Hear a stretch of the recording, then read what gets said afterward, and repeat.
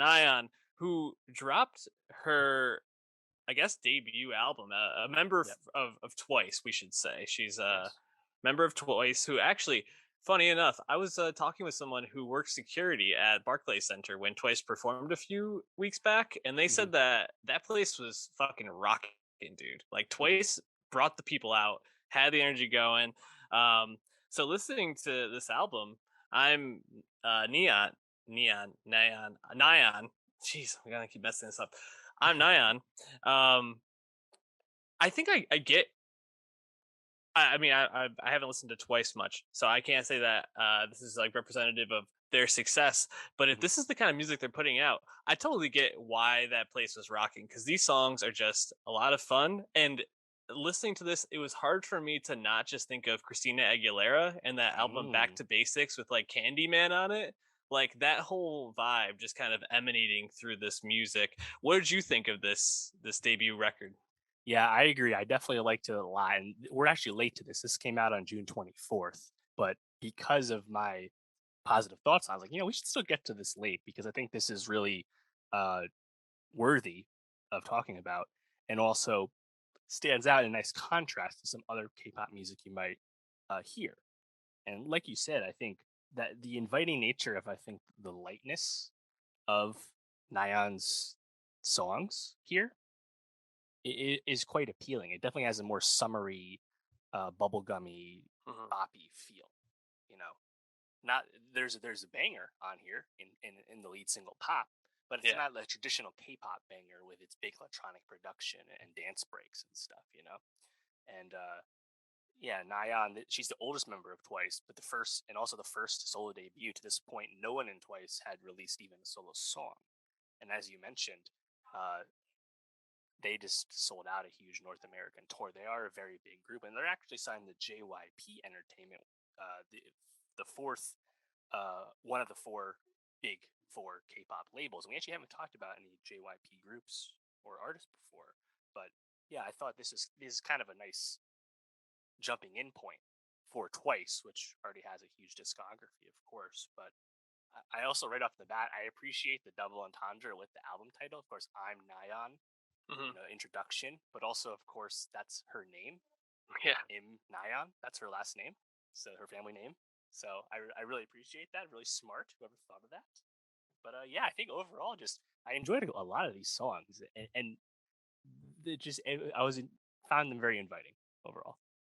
Yeah, I mean, for K-pop, which we've reviewed quite a few K-pop albums to this point, and there's a wide spectrum of sound there, obviously. But I think some of the ones that are harder to get into, kind of like you just talked about it with Espa, it's when it is trying to do almost too much. And this felt like she just went for like pretty much pure like American pop in a lot of senses. I mean, the first probably like 5 tracks up to Happy Birthday to You, which I was like lukewarm on that track. I think I really enjoyed, but they all feel very familiar. Like they feel like they could be on the pop charts at any point in the last like 3 or 4 years, and they would totally fit. And these songs are crafted just like really really well. And what I was most impressed by is just like her ability to like make these choruses that just stick with you and feel like they just come like out of her mouth in just such a fun way. Candy floss stands out. It's just like so simple, but that give me that, give me that, give me that candy floss. It's just like it's stuck in your head all day after you listen to it. Totally. I really like the tempo on that song too. And Candy Floss, notably co-written by Jade Thirlwall from Little Mix. Some pretty big Mm. Western artist, Western influence. Uh, yeah, it's cool. Nyan herself actually has two co-writing credits on this 7-track album. So that's something too.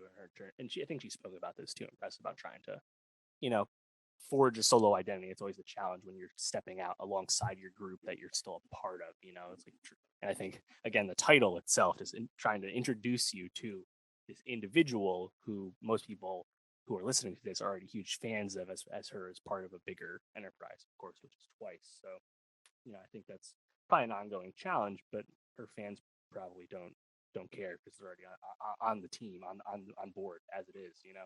I really enjoyed the second track, No Problem. Yeah. It has like the lightness of track one, the lead single Pop, and all these inviting qualities, these light, summery, boppy feels. And then you have one of her label mates, Felix of the K-pop boy group Stray Kids, on there. I thought his rap flow was honestly pretty awesome. Yeah, I agree. No Problem was probably my second favorite track on here after Pop. Pop, the title track, like you mentioned, a pure banger, but that's really the one that calls to mind the Christina Aguilera sound there with the Candyman, the like bum bum ba dum bum with the horns and whatnot. It's so great. But yeah, No Problem is really, really just like expertly crafted. I was just so impressed. Like the way that the like flourishes of like the synths and like the little like percussion like flares that come in and up really feels like it's like taking you up and down, but you're always just kind of gliding on her beautiful voice. And then you mentioned Felix of Stray Kids comes in, and he just has like this like baritone sound that plays so well off her. It just sounded really really great, those two together. So I was really impressed with that. um yeah, I think overall I just left this being really really pleased and impressed with this. So I promise to get the name right next time, but we're going to be adding maybe a track or two from this to our Nostalgia Best of 2022, so definitely check that out.